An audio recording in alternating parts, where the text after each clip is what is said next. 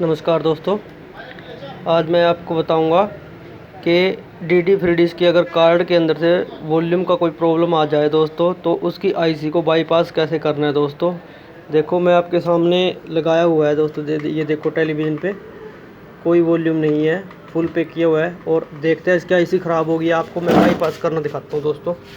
ये देखो दोस्तों, ये बिल्कुल हम आईसी के पास इसको फोकस कर लेते हैं।